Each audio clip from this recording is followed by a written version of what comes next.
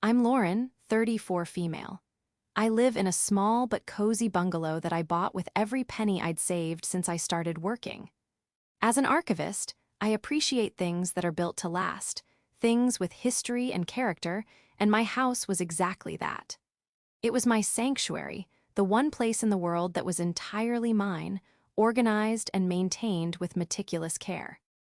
This story is about how my own family, the people I was supposed to trust implicitly, turned my sanctuary into a war zone over a kitchen renovation, leaving me with a debt I never agreed to and a brother who thought my basement was his new bachelor pad. Before this story unfolds, I'd love to connect with you. Please let me know in the comments where you're watching from and what time it is in your corner of the world. It's amazing to see how far these stories can travel. It all started, as most family disasters do, with good intentions. At least, that's what my mother, Hannah, called them. My kitchen was the one part of my house that showed its age. The linoleum was peeling at the corners, the laminate countertops were a shade of avocado green that hadn't been stylish since the 1970s, and one of the cabinet doors hung on by a single, protesting hinge. It was functional, but it was an eyesore. I had been slowly building a kitchen fund for years, putting aside a little from each paycheck with the dream of one day hiring a professional to gut it and create a modern, beautiful space. I was about halfway to my goal of $30,000, which, according to my research, was a realistic budget for a quality renovation. The topic came up during one of our obligatory Sunday dinners. My father, William, a retired accountant, was meticulously calculating the tip on his phone, while my mother was recounting a story about a neighbor's disastrous home improvement project. "Can you imagine, Lauren?" she said, her voice laced with second-hand outrage. "They paid a fortune for a contractor who left the job half-finished. It's just awful what people will do." She then turned her gaze to me, her eyes sparkling with an idea. "You know, your brother Louis is getting really good with his hands. He's been doing projects all over town." My brother, Louis, was 5 years my junior and had always been the golden child. While I was the quiet, responsible one who got good grades and went to college, Louis was the charming drifter who could talk his way into and out of anything. He had flitted between a dozen jobs since high school, with his latest venture being a self-proclaimed contractor. He'd registered a business name, printed some flimsy business cards, and bought a used van, which he considered the trifecta of professional legitimacy. To my knowledge, his projects all over town consisted of helping a friend paint a shed and installing a pre-assembled TV stand for an elderly neighbor. But in my mother's eyes, he was the next rising star in home renovation. "That's a great idea, Hannah," my dad chimed in, looking up from his phone. "Family should help family. Louis could do your kitchen, Lauren. He'd give you a great deal." I tried to gently deflect. "I appreciate the thought, but I was planning on saving up for a while longer and hiring a firm with a portfolio and insurance." My mother waved her hand dismissively. "Oh, don't be silly. Why would you give your money to strangers when your own brother can do it? He needs the work to build his portfolio, and you need a new kitchen. It's perfect." Later that week, Louis showed up at my house, unannounced, with a tape measure and a notepad. He walked around my kitchen with a practiced air of authority, nodding thoughtfully and making little notes. "Yeah, Lou, this is a gut job," he said, using the nickname he knew I disliked. "But the bones are good. I could turn this into a showpiece for you." He then sat down at my dining table and sketched out a rough plan. He talked about custom cabinets, granite countertops, and a subway tile backsplash. It was everything I had dreamed of. "This all sounds amazing, Louis, but what's the budget? I've only saved about $15,000 so far." He smiled a wide, reassuring smile that had gotten him out of trouble his entire life. "Don't you worry about that. For my big sister, I'll do it at cost. Just pay for the materials. My labor is my gift to you. We're family, right? I'll get you the family discount." He explained that he had connections, suppliers who gave him deep discounts. He claimed he could get all the materials, cabinets, countertops, appliances, everything for around $15,000. It seemed too good to be true, but the combined pressure from him and my parents was immense. Every phone call with my mom ended with, "Have you let your brother start yet? He's so excited to help you." My dad would add, It's a smart financial move, Lauren. You won't get a better deal. Against my better judgment, I agreed. The plan was simple. I would transfer him the $15,000 for materials. He would handle all the purchasing and provide me with receipts. He estimated the project would take 4 to 6 weeks, and, as a temporary solution to his cash flow problem and the long commute from our parents' house, he asked if he could stay in my finished basement for the duration of the project. "It'll be easier," he'd said. "I can work late and get it done faster for you." It felt like a big ask, but refusing would have made me the ungrateful sister who wouldn't even help her brother while he was doing her a massive favor. So, I agreed to that, too. I cleared out the guest room in the basement, and he moved in his duffel bag and a video game console. The next day, I transferred the money to his account. The subject line on the transfer read, "Kitchen materials as agreed." I felt a knot of anxiety in my stomach, but I pushed it down, telling myself that this was family. What could possibly go wrong? The first week began with a flurry of activity that almost put my anxieties to rest. Louis was a whirlwind of productive energy. He arrived with a set of shiny, new-looking tools and began the demolition phase. With the loud, crashing finality of a sledgehammer meeting drywall, my old, ugly kitchen was reduced to a pile of rubble in a matter of hours. He tore out the cabinets, ripped up the linoleum, and capped the water lines. The room was a chaotic mess of splintered wood, broken tile, and dust, but it felt like progress. It was a blank slate, and for a moment I allowed myself to feel a surge of excitement. Louis, covered in a thin layer of grime, grinned at me from the doorway. "See? Phase 1 done. Told you I was a pro." That initial burst of momentum, however, proved to be a facade. The morning after the demolition, Louis announced he was going to meet with the cabinet guy. He was gone for the entire day. When he returned that evening, empty-handed, he said the supplier had some issues with the wood finish I'd wanted and he'd have to go back the next day. The next day, it was a different story. The granite guy was out of town, but he had a lead on a better deal elsewhere. This pattern of promising errands and returning with nothing but elaborate excuses quickly became the new normal. Days turned into a week, and my kitchen remained a skeleton of exposed pipes and wires. Meanwhile, Louis was making himself quite at home in my basement. The guest room I had cleared for him had transformed into his personal den. The sounds of video game explosions and loud action movies echoed up through the floorboards at all hours. Empty pizza boxes and soda cans began to accumulate on the coffee table. He treated my house like a hotel where he was the only guest, and I was the invisible, all-providing staff.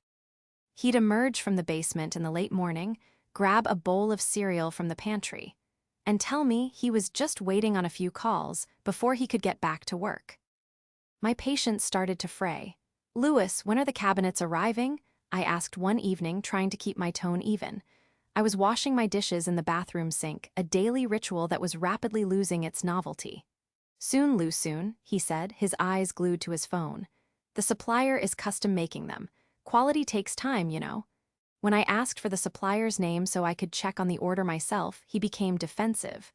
"Whoa, don't you trust me? I'm handling it." This is what contractors do. You just need to relax and let me work my magic. My mother, of course, was his biggest defender. When I called her to vent my frustrations, she'd offer a string of placating remarks. "Oh, honey, these projects always have delays. You have to be patient," she'd say.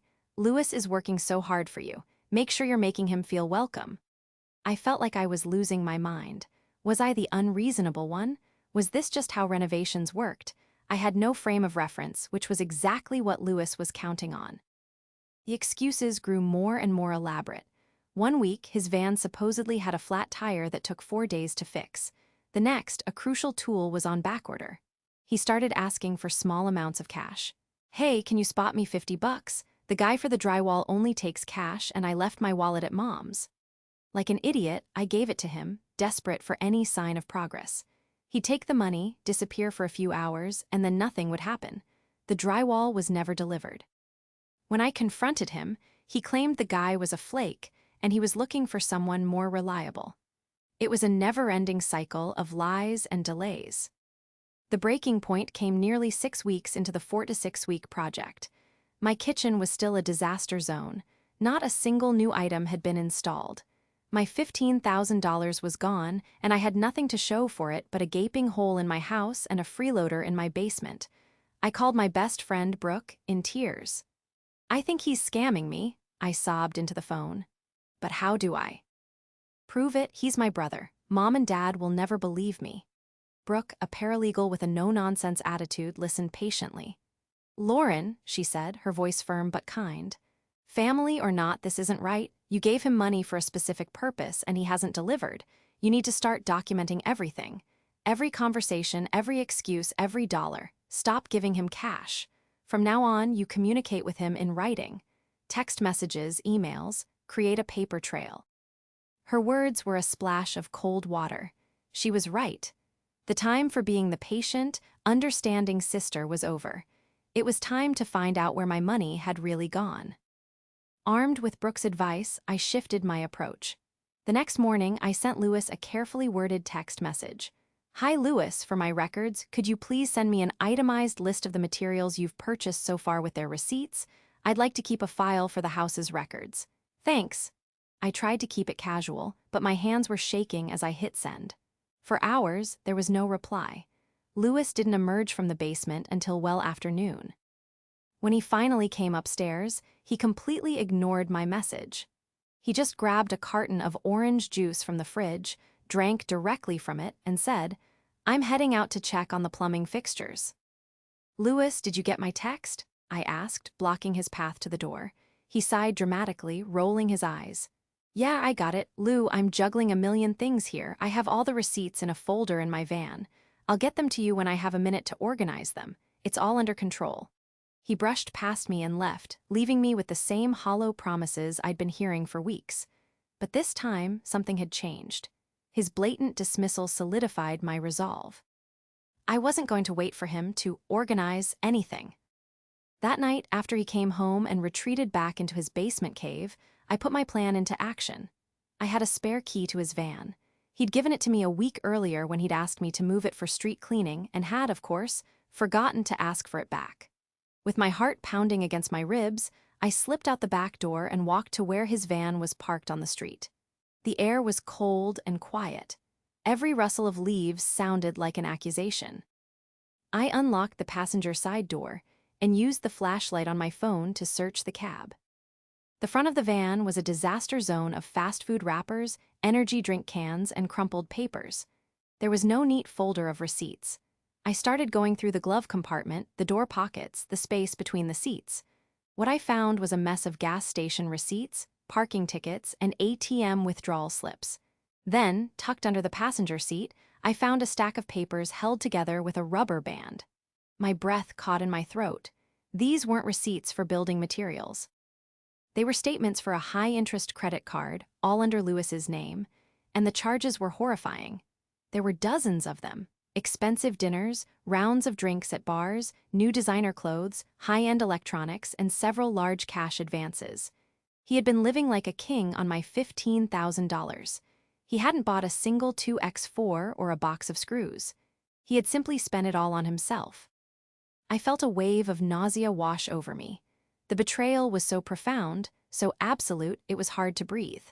I took photos of every single statement with my phone, my hands trembling so badly the first few shots were blurry. After documenting everything, I put the papers back exactly where I found them and crept back into the house, my mind reeling. The next morning, I decided I was done. There would be no more polite requests. I went down to the basement and knocked on his door. When he opened it, still bleary-eyed from sleep, I handed him a typed letter. It stated that our agreement was terminated, effective immediately. It demanded that he provide all receipts for materials purchased within 24 hours or return the full $15,000. It also stated that he had 48 hours to vacate my property. He scoffed when he read it. "You're kidding, right? You can't fire me. We're family." "The materials are ordered, they're non-refundable." I stood my ground. "Show me the receipts, Lewis. Show me one single proof of purchase for my kitchen." He just laughed, a cruel, dismissive sound. "You'll get your kitchen, and you'll get the bill when I'm done. Now get out of my way, I need coffee." He was so arrogant, so sure of his position, that he didn't even try to hide anything anymore. He thought our family ties gave him a free pass. He was wrong. The next 48 hours came and went. He made no effort to produce receipts or to move out. So on the third morning, I was prepared to call the police to have him removed for trespassing. But when I went to wake him, he was already gone. His duffel bag and video games were gone.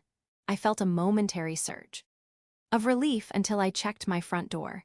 Taped to it was an envelope. Inside wasn't a letter of apology or a check. It was a professional-looking invoice from Lewis Construction, LLC, for the sum of $49,350. It listed charges for demolition, project management, material sourcing, and a host of other fabricated services, all at exorbitant rates. My blood ran cold. This had to be a joke, a pathetic attempt to intimidate me. But the real horror was waiting in my mailbox. Tucked between a bank statement and some junk mail was an official-looking letter from the county clerk's office. I ripped it open. It was a notice of a mechanic's lien filed against my house. Lewis, using his registered business name, had placed a legal claim on my property for the unpaid amount of his fraudulent invoice. I read the document 3 times, but the words didn't change. My brother hadn't just stolen my money and run away. He had legally encumbered my home, the one thing I had worked so hard for. He had put my entire life's savings at risk, all with a smug, parting shot. The fight was no longer about a kitchen.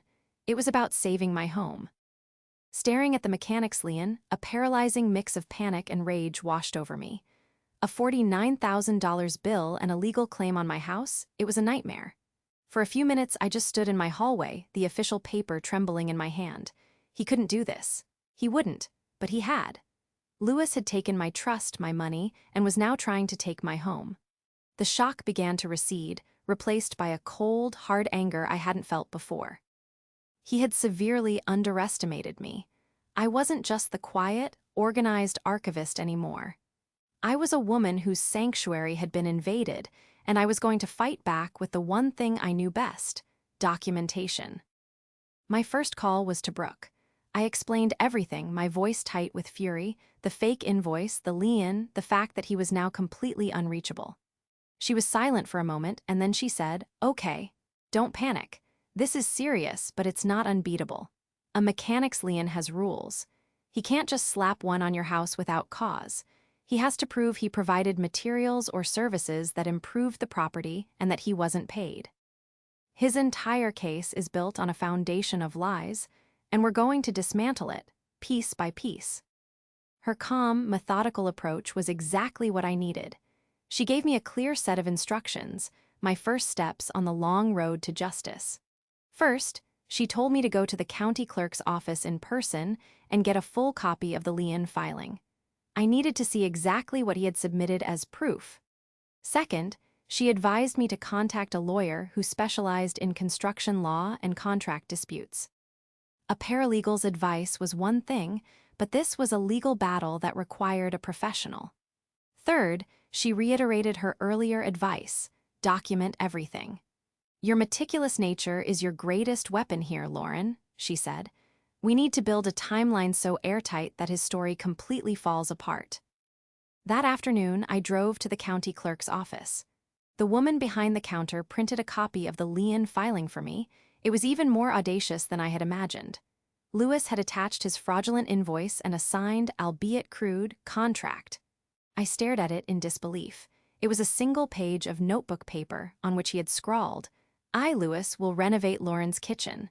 Lauren will pay all costs. Start date, date." Below that were 2 signatures, his and a clumsy, forged version of mine. I never signed anything. He must have traced it from a birthday card or some other document he found in the house. The forgery was obvious to me, but to a clerk just processing paperwork, it might have looked legitimate enough. Next, I found a lawyer. After a few calls, I found a man named Mr. Davison who listened to my story patiently. He confirmed what Brooke had said. The lien was a serious problem, but it was fraudulent. "The burden of proof will be on him," Mr. Davison explained. "He has to provide receipts for materials, timesheets for labor, and prove that his charges are reasonable and customary. And that forged signature on your so-called contract is a felony. He agreed to take my case, but he warned me it would be a fight, especially since it involved family. With legal counsel secured, I threw myself into the role of a forensic investigator. My house became a command center. I bought a large whiteboard and set it up in my dining room, right in front of the gutted kitchen, a constant reminder of what I was fighting for. On it, I started building the timeline.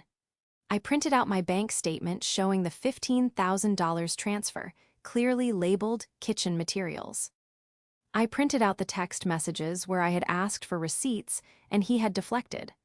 I compiled a log of every excuse he had given me, with dates and times. The real breakthrough, however, came from the photos I had taken of his credit card statements in the van. I spent an entire weekend cross-referencing every single charge with the dates he was supposed to be working on my kitchen. The evidence was damning. On the day he claimed he was meeting the cabinet guy, his statement showed a $300 dinner at a high-end steakhouse downtown. The week he was supposedly sourcing granite, he'd spent over $1,000 at a luxury clothing store and an electronics shop. The cash advances lined up perfectly with the times he'd asked me for cash for the drywall guy. He hadn't just stolen my money, he had created an elaborate fiction while funding a lavish lifestyle I couldn't even afford. I didn't stop there. I called the cabinet and countertop suppliers he had mentioned. Unsurprisingly, none of them had any record of an order under his name, or my address. I then took photos of my kitchen in its demolished state. The demolition he was charging me over $5,000 for had been done recklessly, with visible damage to the subfloor and surrounding walls, which Mr. Davison said constituted property damage, not an improvement. I even found a local, certified contractor and paid him for a formal consultation. He came, assessed the situation, and wrote a scathing report detailing the shoddy demolition work and provided a realistic quote for what that job should have cost, no more than $1,500. He also confirmed that a proper renovation would now cost more, as Lewis's amateur work would have to be professionally corrected first. Everything was another nail in Lewis's legal coffin. As I gathered my evidence, a bigger, more painful picture began to form. This wasn't just a spontaneous act of greed, it was a premeditated scam. The fake business name, the move into my basement, the pressure from our parents, it was all part of a plan to exploit my trust. He had isolated me and used our family ties as a shield. The realization was sickening, but it erased any lingering guilt I had about taking legal action against my own brother. This was no longer a family squabble. It was a calculated crime. I neatly organized all my findings, bank records, text logs, photographs, credit card statements, witness statements from suppliers, and the professional contractor's report into a thick binder. When I handed it to Mr. Davison, he slowly flipped through the pages, a grim smile forming on his face. "Well, Ms. Lauren," he said, closing the binder, "you've done most of my work for me. Your brother wanted to play contractor. Let's see how he does in a courtroom." With the binder of evidence in Mr. Davison's hands, the emotional weight of my investigation began to lift, replaced by a steely sense of purpose. The next step, he explained, was to formally respond to the lien. We would file a lawsuit against Lewis Construction LLC for fraud, breach of contract. Even though the contract was fake, we argued the verbal agreement was breached, property damage, and the return of my $15,000. Our lawsuit would also petition the court to immediately vacate the fraudulent mechanics lien on my house. "We're not just defending," Mr. Davison told me, "we're attacking." He threw the first punch, but we're going to land the last one. The first major hurdle, however, was not legal but familial. I had to tell my parents. I had been avoiding it, partly out of fear of their reaction and partly because I knew it would cause a permanent rift in our family. But with a lawsuit being filed, it was no longer something I could hide. I invited them over, asking them to come alone. They arrived cheerful and oblivious, with my mother carrying a Tupperware container of leftovers.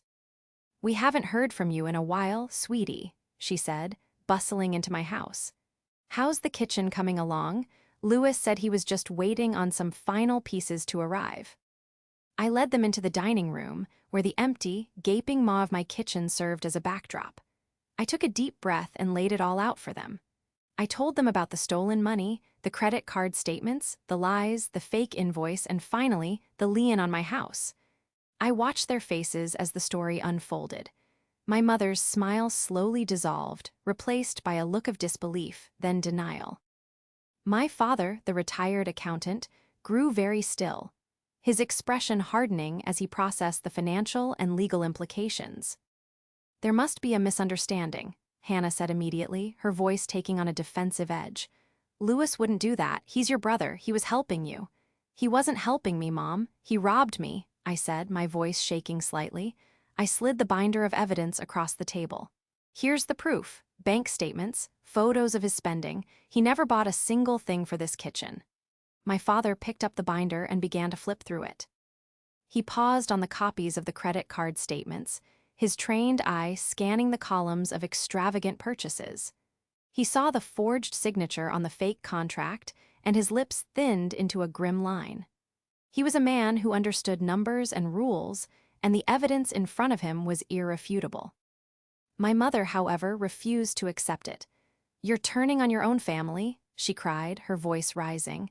"He's a good boy who made a mistake. You're going to ruin his life over some money. We can talk to him, we'll make him pay you back." "He had his chance to pay me back, Mom," I replied, my WN voice now firm. "Instead, he filed a lien on my house. He's trying to take my home. This is beyond a family chat now. I've hired a lawyer." The word lawyer hung in the air like a guillotine. To my mother, it was the ultimate betrayal. The conversation devolved into a tearful, shouting match, with her accusing me of being cold and unforgiving, and me pleading with her to see the reality of the situation. My father remained silent through most of it, his face a mask of disappointment. Finally, he closed the binder and looked at me. "You do what you have to do, Lauren," he said quietly, a flicker of respect in his eyes. He knew I was right, but the damage was done. My mother left in tears, refusing to look at me, and my relationship with her shattered in that moment.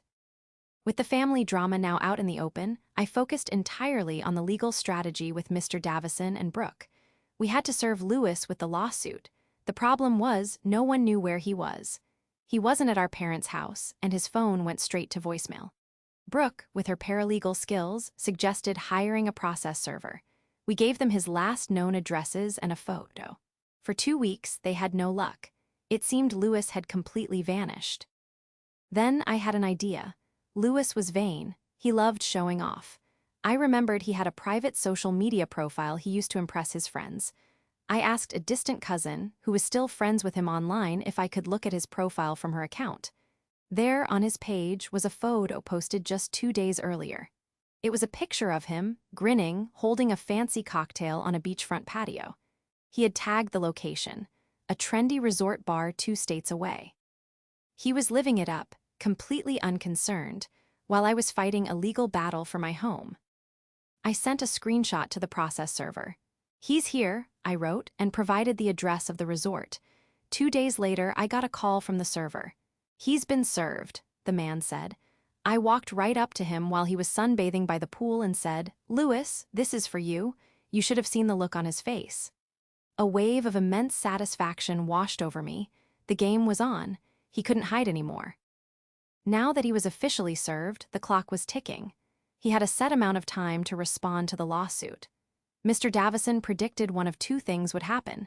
He would either ignore it, in which case we would win a default judgment, or he would be forced to hire a lawyer and fight, in which case he would have to produce evidence that simply didn't exist.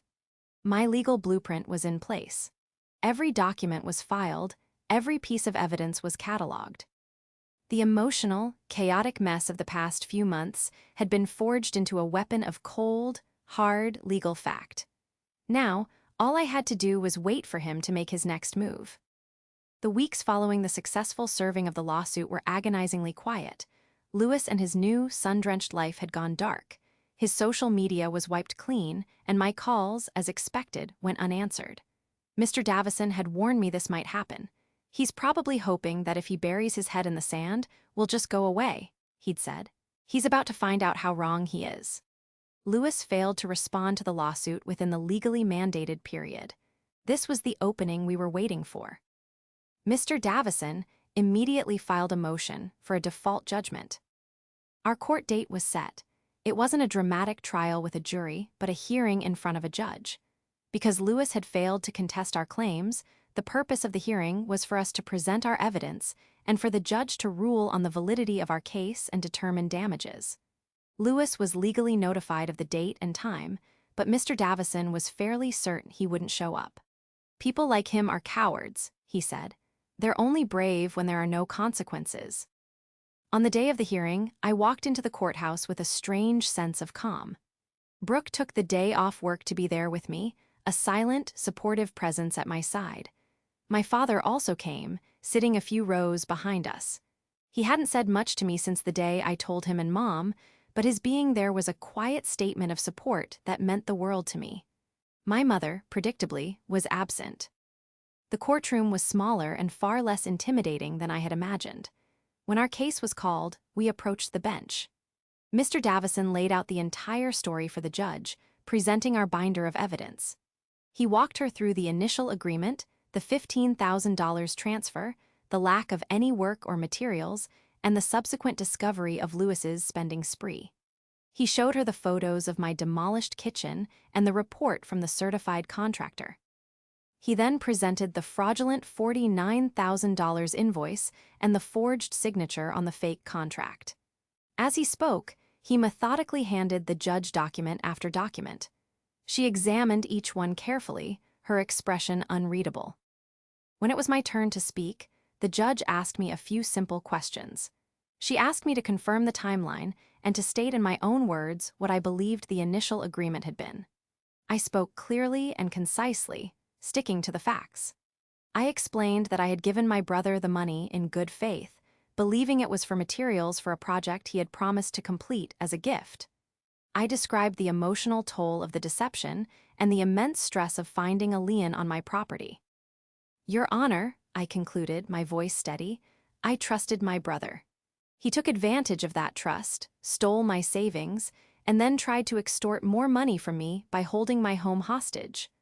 All I want is to have my money returned and this fraudulent claim against my property removed." The judge looked across the empty courtroom to where Lewis should have been sitting. "The defendant, Lewis, having been properly served and having failed to appear or respond to this lawsuit, is held in default," she stated formally. She then turned her attention back to the evidence. She tapped the forged contract with her pen. "The defendant filed a mechanic's lien based on this document, which the plaintiff claims is a forgery, and an invoice for services that were never rendered and materials that were never purchased." She looked directly at me. "I find the evidence presented by the plaintiff to be credible and compelling." The relief that flooded through me was so intense my knees felt weak. She wasn't just ruling in my favor, she was validating my entire experience. The judge then delivered her ruling. First, the mechanic's lien filed by Lewis Construction LLC was declared fraudulent and was ordered to be immediately vacated and removed from my property records.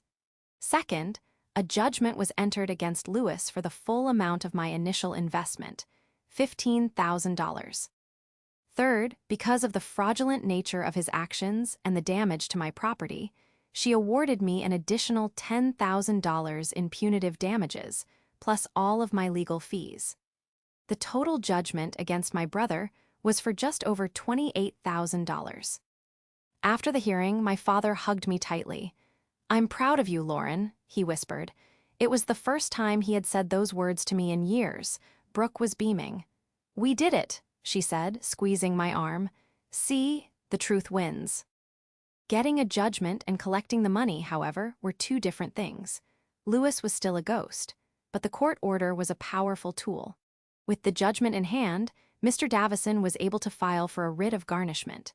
Since Lewis had registered a business, he had a business bank account. We also had the details from the credit card statements he'd left in his van. The court authorized us to seize any funds in his known accounts up to the amount of the judgment.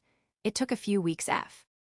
or the paperwork to be processed, but one morning, I received an email from Mr. Davison. Attached was a notification from the bank. They had located an account for Lewis with a balance of just over $9,000, which had been frozen and transferred to my lawyer's trust account. It wasn't everything, but it was a start. The real victory came a week later. Apparently, Lewis had put a down payment on a brand new sports car while he was on his vacation. The garnishment order hit the dealership's financing department just as the sale was being finalized. The dealership, legally obligated to comply, froze the transaction. Lewis, it turned out, had used a large chunk of my money for that down payment. When he couldn't complete the purchase, he lost the deposit.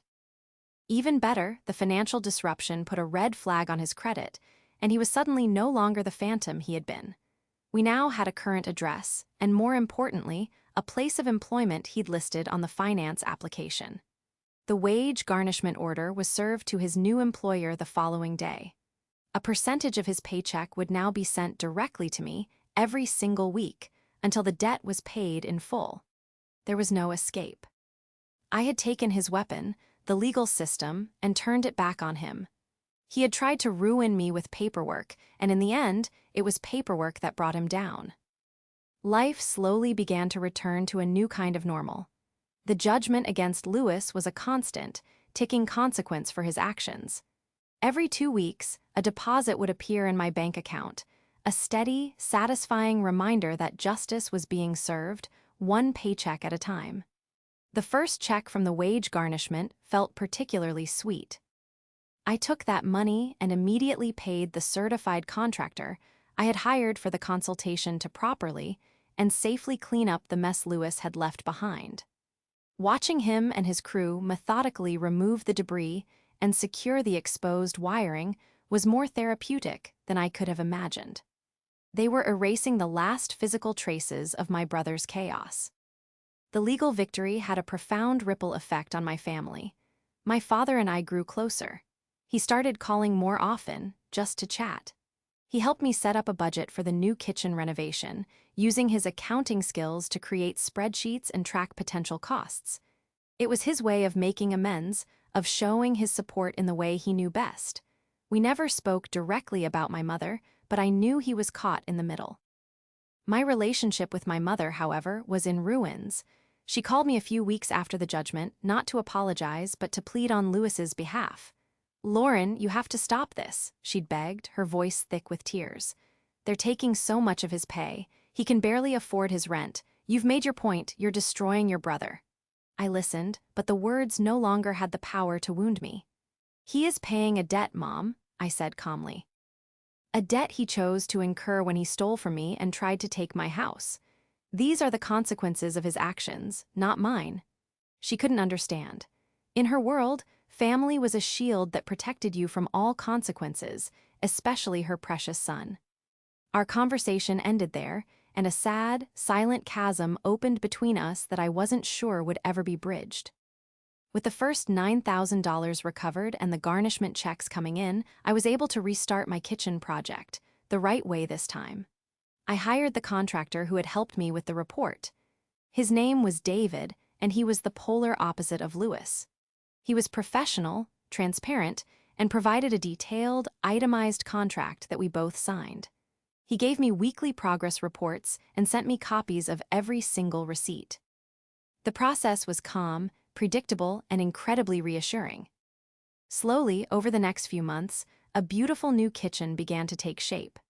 I chose classic white cabinets, a durable quartz countertop that looked like marble, and a simple, elegant gray backsplash. Every choice felt deliberate, a reclamation of my space and my taste. Brooke came over one Saturday with paint samples, and we spent the afternoon choosing the perfect shade of pale blue for the walls. It was a joyful, collaborative process that stood in stark contrast to the anxiety and isolation I had felt with Lewis. The day the project was finished, I walked into the room and just stood there, taking it all in. The afternoon light streamed through the window, glinting off the new stainless steel appliances. The space was bright, clean, and functional. It was perfect. It was mine. I had paid for it not once, but twice, first with my stolen savings, and then again with my resilience. That evening, I hosted a small kitchen warming party. I invited Brooke, my father, and a few other close friends. We cooked dinner together, laughing and talking as we moved around the new island. My dad stood in the corner for a long time, just looking. Around, "It looks wonderful, Lauren," he said, his voice a little thick. "You earned this." I still get the checks from Lewis's paycheck. I probably will for a few more years. I don't see them as revenge money anymore. I see them as my resilience fund. It's the money that paid for the peace of mind that comes with hiring professionals. It's the money that taught me that family is not an excuse for bad behavior, and that trust, once shattered, cannot be easily rebuilt. My house is no longer just a sanctuary, it's a testament to my own strength. I learned to be my own advocate, to fight for what was right, and to rebuild, both literally and figuratively, from the rubble that betrayal leaves behind. And that, I realized as I looked around my beautiful new kitchen, was the most valuable renovation of all.